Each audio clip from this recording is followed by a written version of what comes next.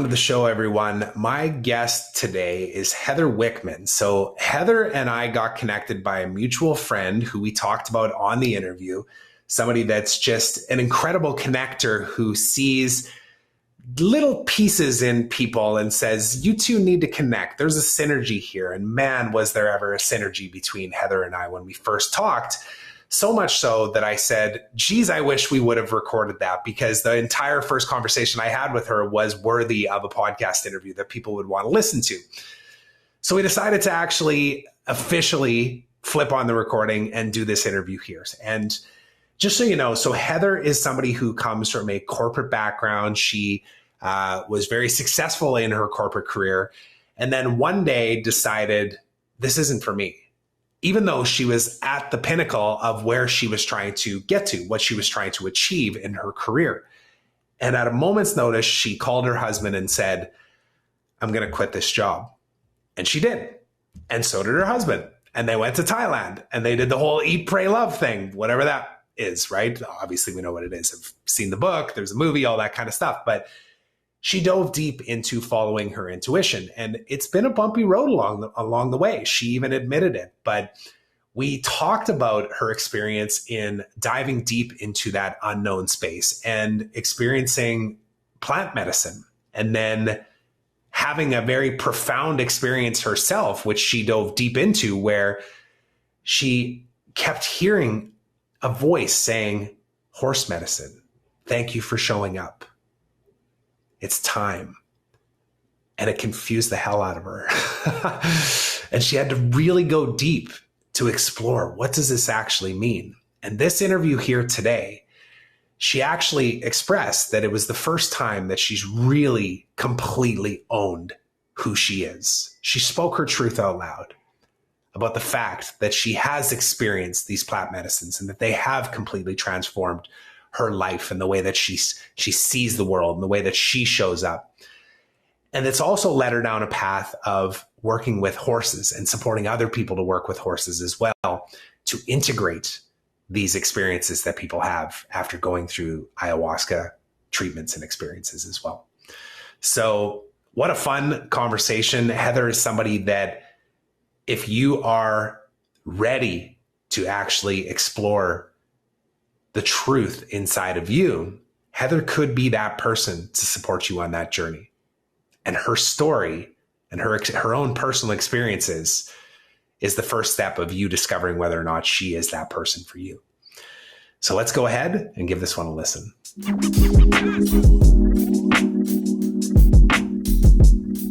All right, Heather Wickman, so nice to chat with you again. I know I enjoyed our last chat, and I was looking forward to this one as well. Nice to see you. Good to see you as well. I'm excited to be here.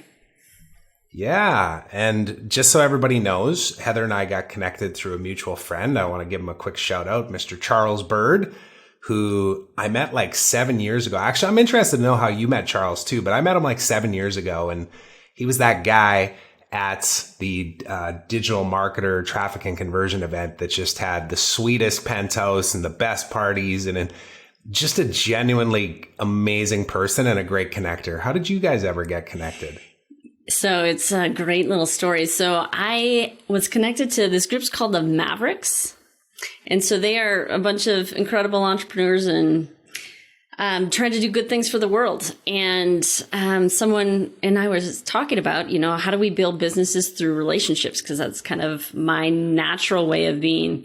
And they're like, oh my God, you got to meet Charles and get to know his work. And so that was the introduction. And, it's been a beautiful kind of synergistic space, very like-minded. And I've just appreciated his teachings and, his methodology. And that's kind of the story. Yeah, very similar. Except I think I might have just stumbled into his penthouse one night at the conference and thought, who's this guy? What's he up to?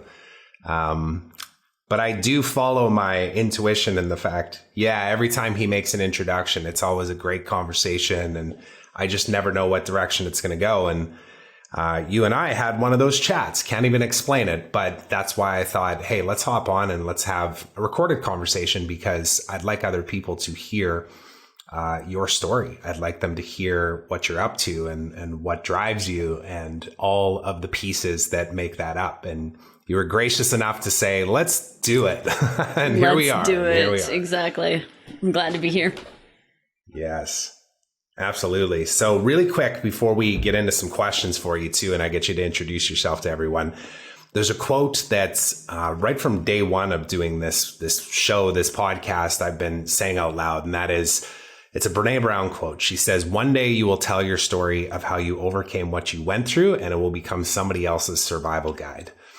And that is always just so grounding for every conversation, because I believe it just opens the space for people to really speak the truth out loud, and in all of its messy glory, and the mess then becomes the message and it serves other people. So I look forward to that deep dive with you as well. And really quickly, maybe, why don't you give the elevator pitch of who is Heather? And then I want to dive into a few very specific questions and we'll see what direction we go here. God, that's never an elevator pitch, but who is Heather?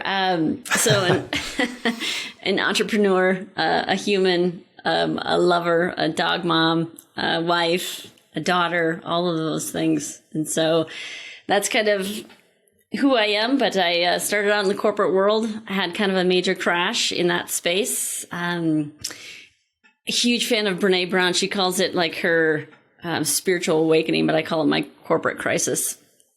And same. Yeah, exactly. And then jumped out on my own about 6 years ago and have been dabbling in a little bit of everything from executive coaching to culture work to plant medicine to horses to all of these things.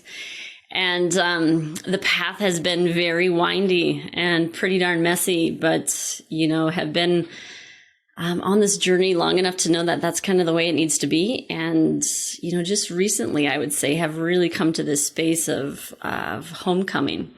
And our conversation was just so incredibly timely for that. And so that's a little bit about who I am, the brief elevator pitch, and I'll let you just kind of take it where you want to go.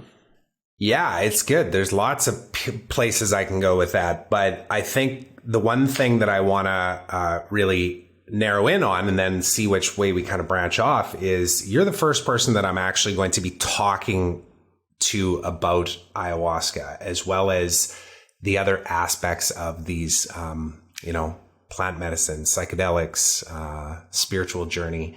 I've spoken a lot about spiritual awakening in the last 8-9 months, but I wouldn't say shied away from speaking about psychedelics, but certainly haven't said, okay, let's go and talk to some people about this, because quite frankly, and I'll mention this just about on the mushroom side of things. So I had a gentleman that joined us for our men's retreat, who is the founder of a mushroom company. So functional mushrooms, they call them functional mushrooms, just non-psychedelic. And then as well as the psilocybin. And I mentioned to him, I said, this makes me nervous. There's a part of me that's a little scared to do it. And at the same time, so curious to figure out what I can learn from this. And I know we had a great chat about that the last time we talked, this whole idea of control. But I wanted to say it out loud up front, because maybe a lot of people that'll be watching this will maybe feel the same way that I do. Some might be like, oh, rookie, you'll get there.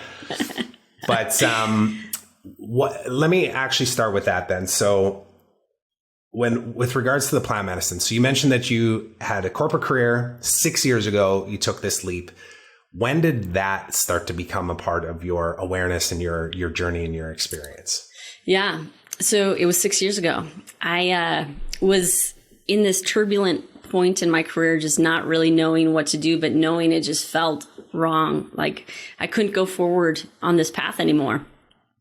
And I was working with an executive coach at the time, and she's quite an intuitive coach. And we were going through a practice and a process, and all of a sudden she stopped in her tracks and she said, "Oh my God, you're my ayahuasca girl." And I said, I'm your what? And she's like, "You're my ayahuasca girl." And I was like, I have no idea what ayahuasca is, so you're going to have to explain to me. And that was the start of this journey. And so like everyone, I Google ayahuasca, trying to figure out the spelling. Yeah. And figured out what it was and had the same reaction of like, oh God, no, I'm not the person that does psychedelics. I'm not the person that that's just not what I do.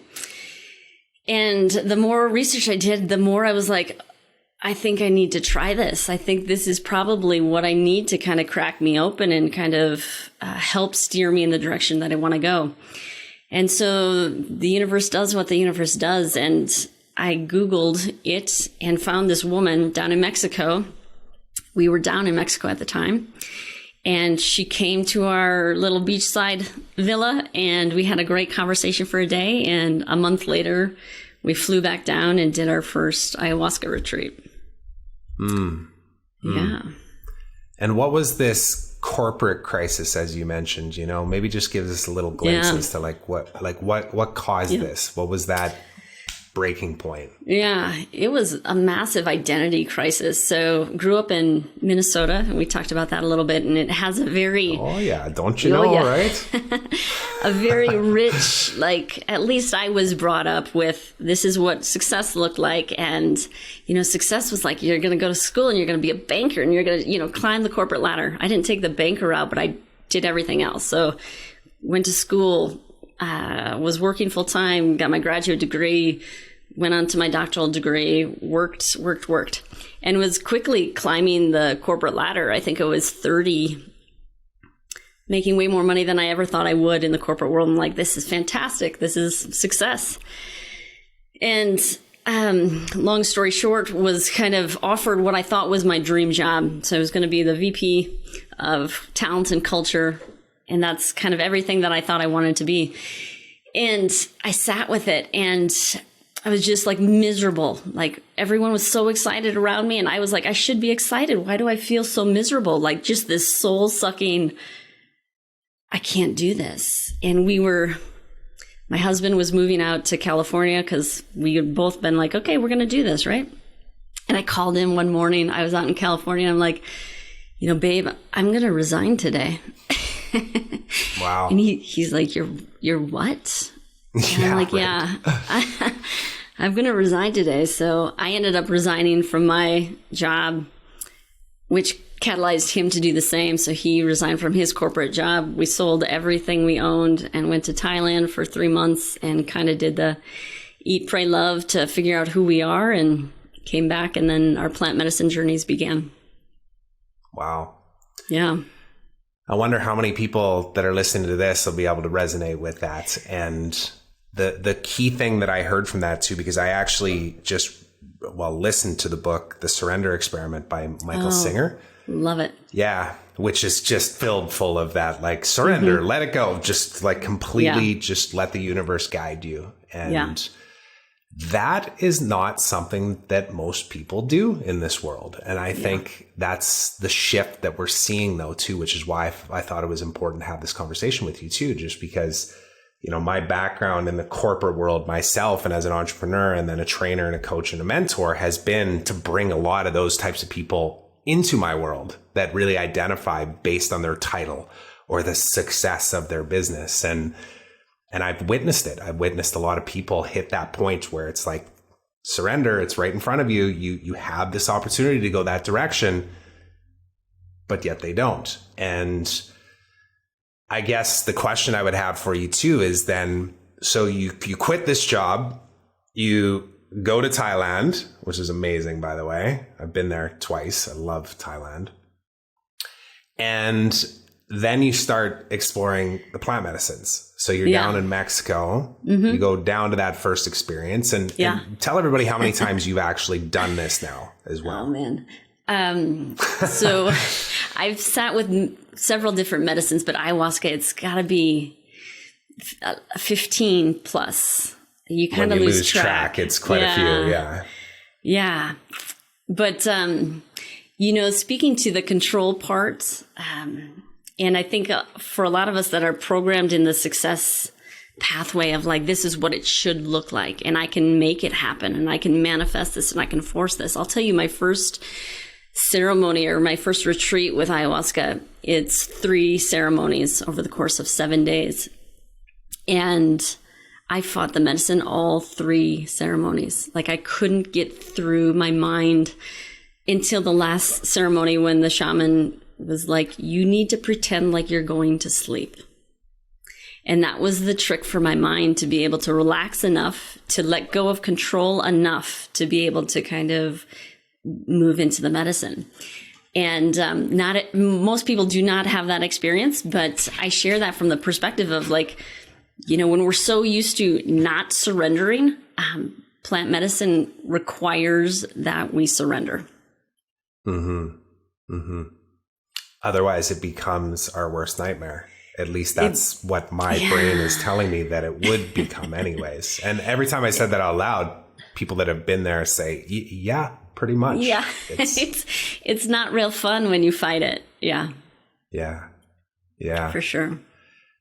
And as you've gone on this journey yourself personally, obviously you've had many different types of experiences, but you've also evolved to the place where you now support other people in going down this path as well. And maybe speak to that and what that, like, when did you start advising or creating these personalized guided experiences for people to have the same type of experience as you? Yeah. And then ultimately, which will lead us to like what you're doing right now as well. Yeah. So probably we pivoted from kind of the traditional coaching model to this idea of you need a peak experience to really accelerate your growth about a year and a half ago. And was facilitating the retreats ourselves for a while and bringing in really reputable, incredible shamans that we had worked with. And then we quickly realized that there's a better model where we partner with these retreat facilities and send our clients to them. And so they work with the medicine and the shaman for a week, and then we come back and support them through integration. So it's been kind of a learning curve for us, but it happened because it's been the greatest medicine for us in terms of our own growth and evolution. And then some of our clients were like, well, what are you doing? Like something is shifting pretty dramatically in terms of how you're showing up in the world. And we want some. So what is it? And so it was kind of a slow unfolding of, our own willingness to share what we're doing, because it's not mainstream, and it's certainly not mainstream within, my current network. Yeah. Maybe just sorry for dancing around here a little bit, but I got different questions coming to my mind. Who is the type of person that is working with you in this capacity and going and doing these experiences? And then of course, continuing on in other ways, working with you too, which we'll dive into, but just paint a picture. Like, who is this person? Are they the high achieving corporate executive about to get the VP job and decide to quit before they do? You, entrepreneur, and something in between? What do you find? It's maybe a little bit all of the above. And I know that's kind of cheating here, but it's oftentimes folks who resonate with my story. And so feel like, oh my gosh, I'm kind of in that similar situation and I need some help here. But it's also that entrepreneur who potentially, like a client that we have, is like, I just don't have passion in my business anymore and I don't know what to do. I feel like I need to do something else, but this is my baby. What am I supposed to do with this? So it's kind of, I call it the fringy entrepreneurs, the fringy executives, the ones who are not like completely mainstream, are willing to kind of play on the edges of like, what else is possible here? And know that their growth is really the only avenue for their business and their organization to grow. Mm-hmm. And when we talked last time, I asked you a question because you mentioned that you've done this 15-ish times. Who's keeping track? Yeah. But naturally, my thought was, okay, 15 times. I've heard so many stories from people where they say every single experience is completely different. Sometimes there's a lot of resistance and purging, like physical purging, and just like it hurts almost. And others where it's just a magical experience where you feel like you're on a different planet and everything in between. And that the question I asked you was, what was the most profound experience that you had in all of these different times? Yeah. You want to maybe dive into that and just share with everybody what that was? I'm fidgeting in my chair already. It's fantastic. Yeah. yeah, I'm happy to share it. And I have like such deep gratitude for plant medicines and feel like I almost owe my life. So before I get into the story, I had one of those experiences of the purging. And they do like a final call, like, you know, the window is closing when you can take your last dose of medicine. And I remember purging on my way to get the last dose of medicine. And the voice in my head was, this is for your life. And I was just like blown away that I could be purging to get another dose of medicine because this is for my life. That was the only reason I was going, because I felt so miserable. And that's probably when I had my biggest breakthrough. And, yeah, I don't necessarily recommend a second dose of medicine, but sometimes it's needed. Anyways, the most profound experience is the one that led me to where I am today. And that is, I was in a medicine ceremony, and when I say I see things, it's not necessarily I'm seeing it with my eyes. You see things through kind of your mind's eye or your heart. And I was in this maloka, which is like a ceremonial space in the jungle with a roof, but it's open air all around you. And there were 12 horses standing at the outside of the maloka, and they're just looking at me and looking at me and looking at me. And they say, we've been waiting for you. And I don't know why this always gets emotional, but it is from the perspective of like, you're trying to make sense of this in the moment of, you've been waiting for me. Like, you're a bunch of horses. What are you waiting for?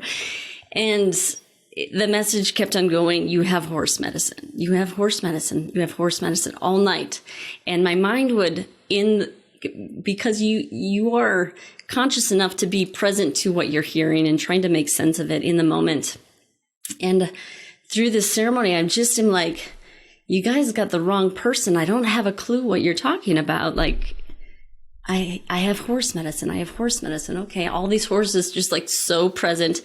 We've been waiting for you, and almost feeling like this guilt of like, should I know something that I don't know? And feeling kind of baffled by this whole scenario. And this went on the whole ceremony. like this was my ceremony of seeing these horses in such vivid detail, seeing them kind of breathe in on me and kind of move around and continuing to say, you have horse medicine. And came out of that medicine journey so confused because, you know, I'm just out of this corporate career. You know, I had horses growing up my entire life, and my horse passed away when I was 21, and that piece of me died. I hadn't touched a horse for 10 years.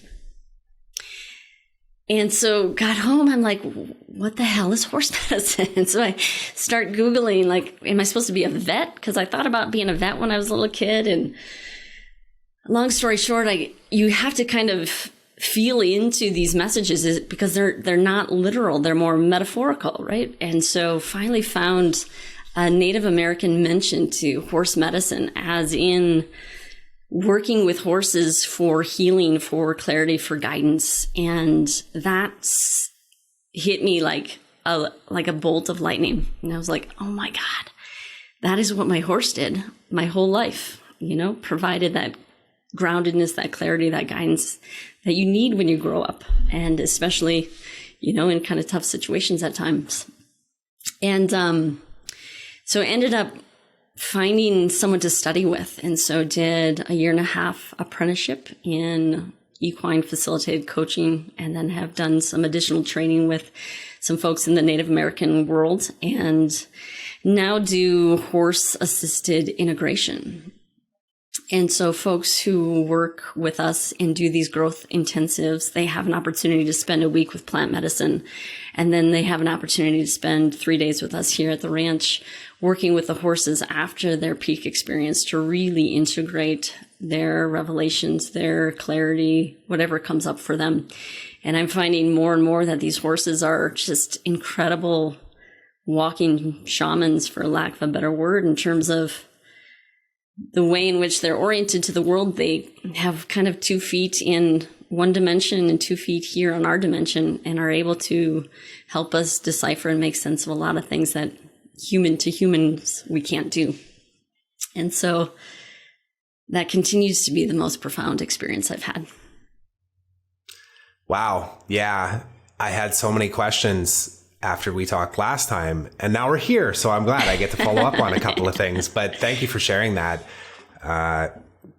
The first thing that comes to mind, and again, I'll just speak from my own perspective, is so I have this curiosity about exploring plant medicines for the sole purpose of just accessing a higher version of self, finding more clarity in what my purpose is. Why am I here? What am I supposed to be doing? You know, and oh, wait a second, that's the wrong question. You're not supposed to do anything. You're supposed to be it.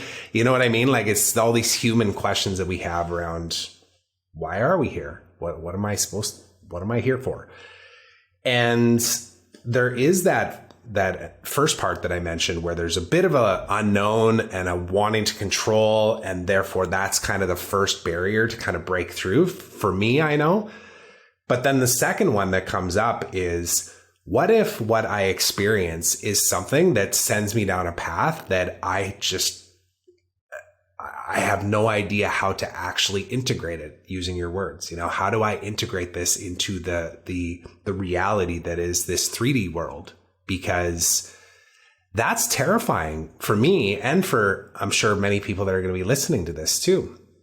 It's exciting and terrifying, because I feel like, to describe it best, it almost feels like I could go into a ceremony and come out and forget everything that ever was about me up until that point.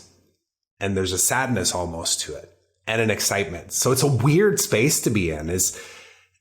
So I don't even know if I have a question there, aside from, did you find that there was a bridge there in working with the horses and the work that you do with people outside of these experiences, the plant medicine experiences, that help bridge that? Yeah. I think you're exactly in a realistic space. And I'd love to just sell you on this idea that, you know, plant medicine is going to be amazing, and you're going to have it's hard. It's hard work, because you're faced with parts of you that you don't want, and your shadows, and you do forget parts of who you are because they no longer serve you and they're not needed anymore. And I've had several ceremonies where I come out really raw and really vulnerable and really confused. And that's where the horses have been my teacher. And so they've supported me 100 times over, to where the point now that I can work with them to support others. And so this is where I always say, like, you know, growth is a team sport, and to never think that you need to do it alone, especially when you come out of a ceremony. And the shamans and the curanderos always say the plant medicine gives you what you need, not what you want. And that's super, super true. You may want, you know, to feel more of your soul purpose. You may want to see clarity of your next. But what you may need is to face a shadow, face a limiting belief, face an archetype that's been holding you back before you can move into that next space. And sometimes that's just really, really hard. And I mean, a lot of individuals speak to that as, you know, the ego disillusion, you know, and you've probably experienced some of that already. And that can be really jarring. And I think, to answer your question, there is support on integration on the other end to make sure that it doesn't just leave you there. Yeah. You mentioned the ego. That is one of the things that I think the most important lesson that I've learned in the last couple of months, I would say, is just this idea of wanting to completely dissolve the ego, and then recognizing, like, no, it doesn't work like that. It never actually goes away. Yeah. It's always there. It's just, you know, how do we dance with it in a way that allows us to recognize when that ego is showing up, and then choose a different path, or choose to acknowledge it and go deep into that wound, or that, you know, limiting belief, like you say, and redefine, you know, identities. I talk about identities a lot, and I've spoken about it from my own perspective over the years, and really reflected deeply on this and thought, man, I can think of 25 self-induced identities that I gave myself that at times when I didn't achieve the success that I thought that I should have, I immediately defaulted to, well, I failed at that one. What's next? And what a horrible pattern to be in. It's exhausting. It is. I mean, our previous conversation really catalyzed something profound, and I don't say that lightly. This identity that I'm now moving into of being kind of working in this integration space with horses is one that I would have never, ever dreamed of in the whole wide world, and have been really hesitant to put this out into my space, into my network, because I've held this belief that, well, God, if my current clients know that I'm playing with plant medicine and working with horses, they're going to think I'm an absolute lunatic, right? Or I've had a friend that says, well, what you're doing isn't actually medicine. It's not going to heal anything. And so I've held on to some of these beliefs, and those are the things that had to dissolve for me to be here with you today and be like, let's just do this. Let's share this. I love that. I love that you said that, because that was one of the things I mentioned to you on the last call that we had, that I have been trying to own myself even too, was to be able to hold space and ask questions to people and allow them to express their true self out loud, their truth, whatever that means to them. And not attaching to whatever the answer might be too, because sometimes the answer comes back and I'm like, whoa, wasn't expecting that, but okay, sounds good. And it's for the same reason that you just said, which is I have my own biases and beliefs and everything. And I'm a very cracked, nut cracked open person of like, hey, I believe everything's possible now. So I don't think there's anything on the table that I think is insane or crazy anymore. Like I would have though, like 18 months ago, I would have had judgment over certain things. And that's not to say that I don't still, because it's still there. Like there's still human elements of me that say that is still very judgmental in a lot of ways. But I love that you spoke that out loud. And I think that the world is ready for this, and that there are people that are actually seeking out what it is you're talking about without knowing that this was the thing that they were looking for. Kind of like the experience you had, right? It was, you all of a sudden land in this, or come out of that experience and think, well, now what? Like you went to Google, obviously, to go and try and find some answers, but like, what do you do when something like that gets presented to you? And I didn't have me then, right? I wish I would have had the support system that we provide folks now, because you're navigating it all yourself, and you don't really realize the metaphorical versus literal nature of medicine at times. And you don't realize the practices of breath that can help you through really tough times, and the practices of sitting with the uncomfortable emotions to let them move and provide clarity on where to move next. So many people that we talk with that do plant medicine experiences just have these mind-blowing experiences, and then they shove them all away because they don't know what to do with them. And that's probably the biggest passion that I have right now, is like, the plants are here to help us. I think the natural world is here to help us and help us heal, but we as humans need to help integrate that learning. And so we've now had a bunch of experience with that and found the horses to be incredible teachers in this space. And so feel really grateful and humbled to be able to provide this for our clients as well. Yeah, it's amazing. My next question naturally kind of gravitates towards something else that we talked about the last time we chatted also, which is, and you kind of alluded to it now, which is, you walk away from these experiences and they're so profound, and then you go back into your life, wherever it is, and you might even just push it down and go, okay, well, that was amazing, but like, I don't know what I can even do with that. Here I am back in Minneapolis and nobody around me does this kind of thing. But the people that I think of is like the ones closest to you, even too, family, spouses, kids, that type of thing. What was your husband's reaction to all of this as you were going through these experiences and journeys, or was he joining in with you as well? Thank God he was joining in with me. So he has done, I think, almost all of the journeys. I've done a few women's retreats where that's a totally different experience, but that is one of the biggest challenges. You come back to your intimate family. If they don't know what you're moving through, it's really hard to describe the shifts that you're going through. And so we really provide that support immediately after, because you need someone to process with. And oftentimes it's not going to be your spouse.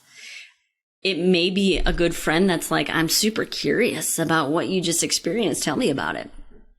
But other people are going to be like, you are off in crazy land. I don't know who you are. And so we say like your experience is really sacred. I mean, Brene Brown speaks to this too. Like, your stories are super sacred. Be careful with who you share them with, because the last thing you want is like that friend who says, well, this isn't medicine. What you experience isn't medicine. It can't heal anything. Like, because then that just shuts everything down. And so, again, that growth is a team sport. Like, who do you have around you that can hold some space when you come back to be able to kind of have some initial conversations? Yeah. Well, and that's where I think the world really is changing. And maybe it was always changing. I just happened to open the door, and instead of closing it right away, thinking like, nope, don't want to look at that, I actually left it open a little bit and went, interesting. And we keep bringing up Brene Brown, but her latest book, Braving the Wilderness, really, in fact, it's the last chapter that landed the most for me, where she visually describes walking through this corridor with big tall buildings and stuff. And all of a sudden there's this wilderness, and it's scary when you first look at it, because you're thinking, I could die in there, but then you take that first step in and you look and you see people that are just like living in their glory and their bliss and dancing and loving life and all of these things. And you think, wow, I'm home. I found it. But just getting through all of that to even get to that place, I think is the most challenging piece of it. And it's very raw, and it is scary. Yeah. I've experienced it myself personally. Yeah. I'd be super intrigued. What about plant medicine intrigues you? Because you say there's a curiosity and a fear. What intrigues me is to just be able to explore even deeper beyond what I'm physically capable of in my human form. Because that's been the journey for me in the last 9 months or so, is going from being one of those people you were talking about, which was, I create everything in my reality, and this is how it works. Yeah, and exactly. Let me go prove it to you, and hustle, and I shape everything. To having guides and mentors, spiritual guides, say, what if you tried slowing down? And I'd say, but that makes no sense. Like, how could slowing down possibly actually help me get to where I think I want to go? And resistance. And truthfully, just coming down here to Costa Rica, which is one of the things that we initially connected on, because I know some of your retreats are here and you've experienced this country. But I was preparing to get to this country and to have the experience that I've had the last 2 weeks, which looks nothing like I thought it was going to look like, just to be clear. It has become massively disruptive. Everything around me has crumbled, from physical health. My wife, my kids, me, all got super sick when we landed here. Business-wise, a whole bunch of things that I was on the path to really lean into and commit to kind of crumbled around me. And there was a moment of like, how could this be happening? And then another of like, actually, this is pretty awesome. I'm so glad this freed up this space. But it's been hugely disruptive, and it's a long answer to your question, but I think it's to just access something that I know is there. I just can't, there's no way I could possibly access it in my own human practices, meditation, breath work, journaling even. Yeah. Well, congratulations. I don't know what it is. To the inquiry.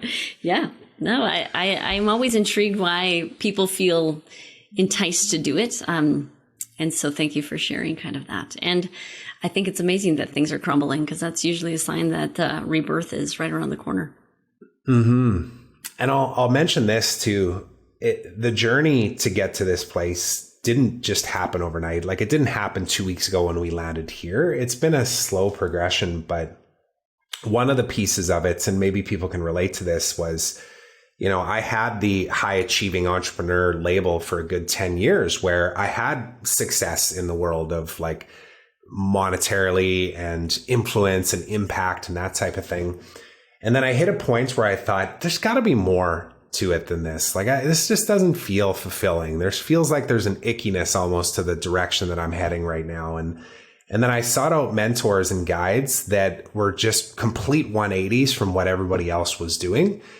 And the people I was surrounded with at that time were looking at me and thinking I was insane. They're like, what are you doing spending time with this person, let alone investing money in this person, when they are pivoting their direction, it seems, every 3 months? Like, they seem unstable almost.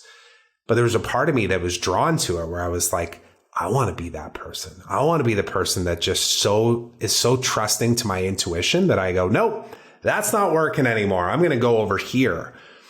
But that scares the shit out of people and scared the shit out of me too. And that's just an elaborated explanation of maybe what some other people might be feeling too, which is, I can't explain it. It's just a gut feel. It's just a gut feel that I feel like it's the next step in my journey. Right. And you mentioned Michael Singer. So his first book, The Untethered Soul, is the book that I read in Thailand that now I have the company Untethered, right? So this is the work that we're doing. We didn't talk about that. I was actually wondering that too. Yeah, because that book similarly touched me at such a deep level of like, oh man, maybe we have to do everything the opposite of what I thought we did. So maybe it's not the hustle. Maybe it's not the climb. Maybe it's not the financial success. Maybe it's something inside. Like, what would happen if I took a moment to experience what was actually going inside, and what maybe that was the first time in a long time I had access to intuition. When you slow down enough to actually listen to what's happening inside your gut, what's happening inside your heart. But we can bulldoze it with our drive. Yeah, that was one of the hardest things for me to really acknowledge, was that it was always there right in front of me. I just chose to ignore it all the time.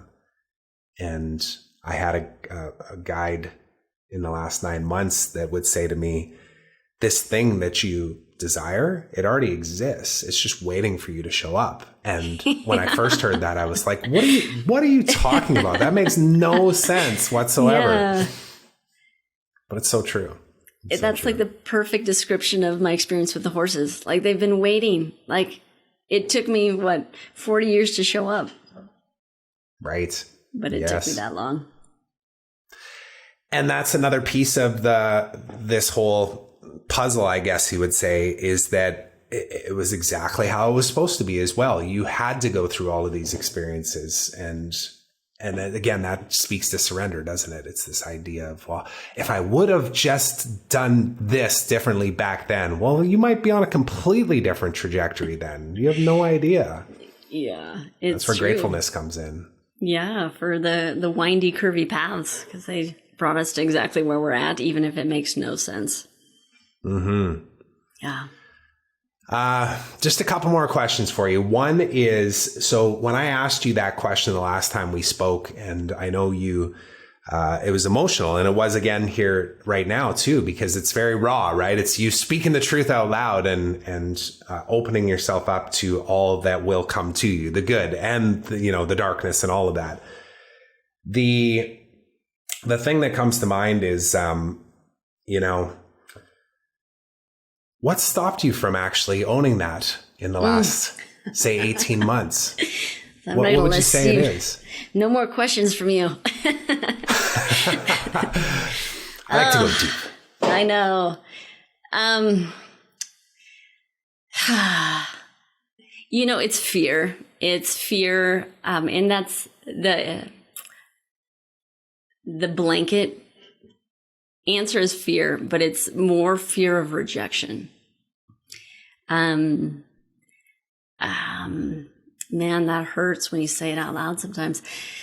But it's because I've been really successful in the other spaces that I've played, and jumping into a new space that is not well known is considered by some, wrong, by some like witchcraft, by some just straight up illegal. But knowing it's my path. Like there's such a paradox here because I am like the rule follower. I am the Minnesota, don't be big, don't be shiny, kind of stay quiet and get by. And so it's been a fear of what happens when I show myself and how is the world around me going to react?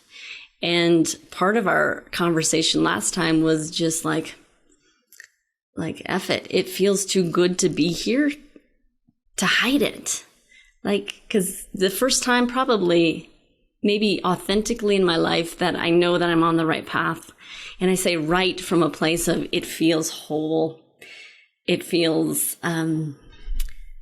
it's not a financial drive. It's not a prestige drive. It's just, I feel whole. I feel like that I've come home finally.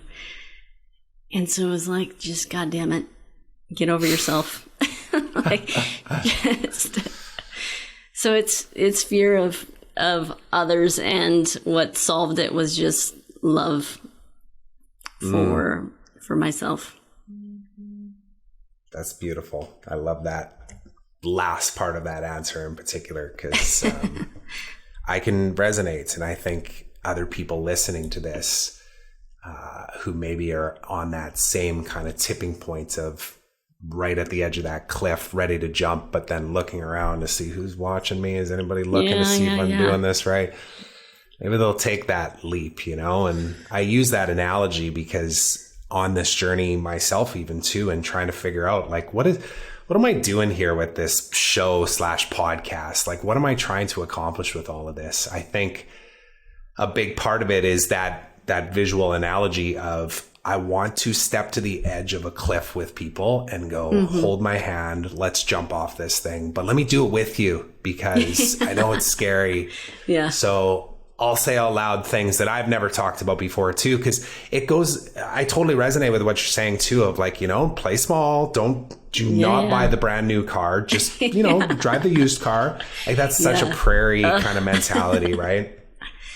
But it's what we're raised with. And then we look at it and think like, oh, that's just how people are. It's like, no, that has literally been programmed into us since we were kids. And then for generations beyond that too. Yeah. And I think there's two pieces to that though too. One is I'm super proud of that background though too. I love the fact that my family and all of my ancestors, generations were hardworking people that chose to brave it out in the freezing cold and the scorching hot and the mosquitoes and all that kind of stuff. But I'm also grateful for the fact that I've chosen to now expand beyond that and to come to a place where there's still mosquitoes, many more and bigger. But to just kind of open up beyond that way of thinking too. And money's a big one, right? Money's a big one. Yeah. At least it has been for me. And I think some of that upbringing is part of that too. Sure. And it sounds like you've had, similar experience of like, I should not be wealthier. And if I am, I certainly shouldn't show it. Yeah. There's a lot of shame when it comes to that. And we don't even know where it comes from until we really start to dig deep. Yeah. And there's the flip side to that too, in terms of like, can you be good with money? When you have money, can you be good with the energy of money, and can you give and all those kind of things? And so there's an incredible teaching of money within this path of unfolding to ourselves that I've found, at least. You find a lot of different nuances with money itself. Yeah.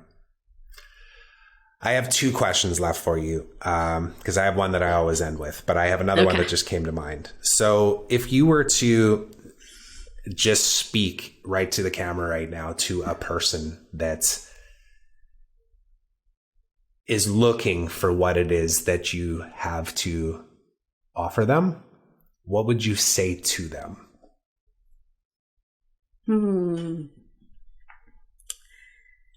I would say, are you ready?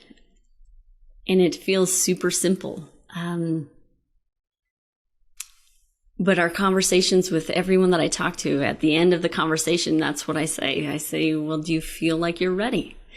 And not ready from the place of your head, but look for the answer below the neck. And that will always tell you if you're ready to go. And I often say, like, this journey is not for the meek or the soft-willed. This journey is for that soulful one in you that's ready to evolve and be all that you can be in this world. And it requires a bold step. And so are you ready? Beautiful. Last question for you, Heather. Okay. What is the one thing you are most grateful for in this moment right now? Oh, you. That's easy. I really am. I mean, I know it sounds silly that a conversation can shift worlds. But really, our last conversation, in the moment that you asked me a big personal question and I just said it out loud, and maybe for the first time, and to a stranger, I was like, oh my God, like, if I could say that to a stranger, why not just share that with everyone I know and I love, right? And so I'm super grateful for you in your ability to sense into moments and your ability to sense into the ripeness of a question. And not everyone has that gift or the ability to hold that space once the answer is revealed. And so I am really grateful to have connected and to continue to have conversations. Wow. I was not expecting that. And the humble prairie boy in me wants to deflect and go, oh yeah, it's all good. Don't worry about it. Yeah. But that's, I do appreciate that. That means a lot. It's something that I think that I've been resistant to owning myself even too, but I've heard more than once, and quite frankly, it's so fulfilling to me to have people just share their truth out loud. And if I can be a little bit of a spark to that light, then or a lot of it. Yeah. What else is there? That to me is like the ultimate high. It really is. So, and it is one of the drivers to why I do this, because I know that every time I have a conversation like this and it's recorded and I can put it out into the world, not only in the full format, but also we'll chop this up into pieces and feed it in front of people into the attention that they're willing to, give me and you right now. But the right person will see this. In fact, in the same context to what we said before, they've already heard it. They're just waiting for the actual physical interview to show up in front of them to go, I am ready. I'm going to reach out. So thank you so much for doing this. Please let everybody know how they can get in touch with you. So when they are saying, I'm ready, how do they get in touch? Yeah. You find us online at beuntethered.co, or send me a quick email at heather@beuntethered.co. And I can't wait to have a conversation. Amazing. So I will link all that up. And Heather, this is conversation 2 of many that we will have in the future. There is no doubt about that. Super grateful. Thank you so much. Thanks so much for listening to this episode of The Trevor Turnbull Show. I hope you enjoyed it. And if you did, please consider subscribing on my YouTube channel, as well as on your favorite podcast platform. So until next time, remember, today is a beautiful day of opportunity. Trust that you are exactly where you're supposed to be. So be grateful, be curious, and be brave.